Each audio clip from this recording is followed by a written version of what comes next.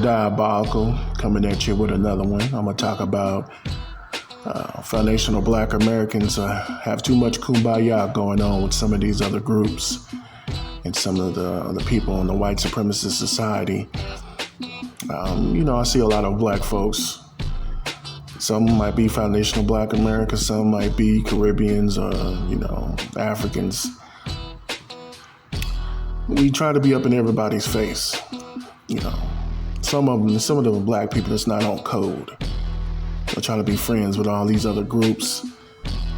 And we got to realize we have no friends. There is no kumbaya. There's a lot of stuff going on in the world, and I don't know why Black people think they need to, try to be friends with everybody.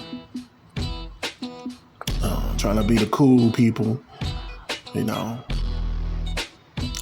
Black people got to sit down and understand we live in a system of white supremacy and everybody's not our friend. You might, because you see a white guy or a Hispanic dude or an Asian dude like listening to rap music and talking all that yo talk, word to your mother talk like they used to back in the 90s and 2000s and stuff. So yeah, Black folks, we gotta understand these people are not our friends. We have no friends. We have no allies.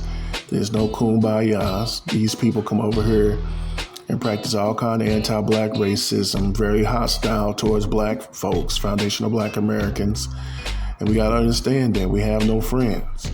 There is no kumbaya. There's no melting pot full of, people just getting along and being cool with each other, drinking, smoking weed with each other. And some Black folks got to get off that. Because like I said earlier, some of these people be listening to rap music and Black folks think they cool, and these be the people who are the biggest anti-Black racists out there. So they'll get on the jury and acquit a white supremacist for killing a Black person. So, Black people got to do better out here. It's 2025. We got a lot of stuff going on in this world.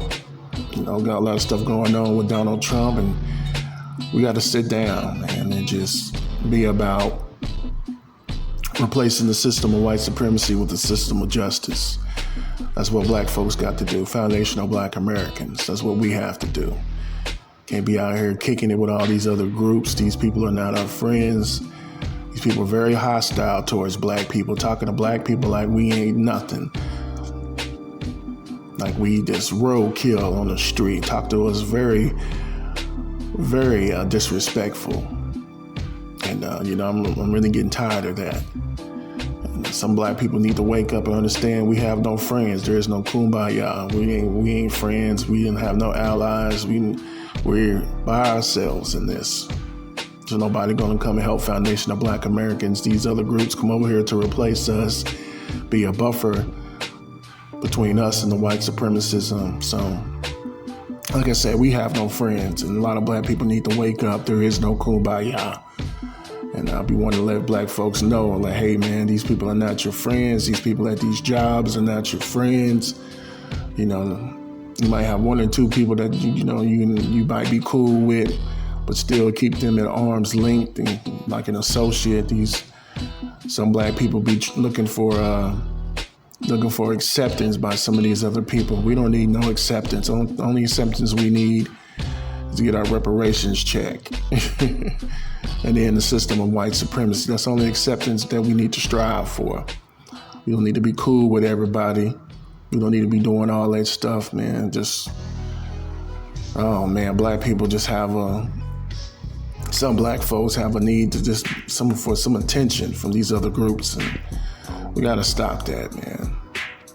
Attention whoring ourselves out to be cool with some of these other groups that are very hostile towards Black people, and we gotta stop doing that. Like I said, there is no kumbaya. We need to focus on getting our reparations, focus on ending the system of white supremacy. We don't need no friends. We don't need no allies. We don't need nothing.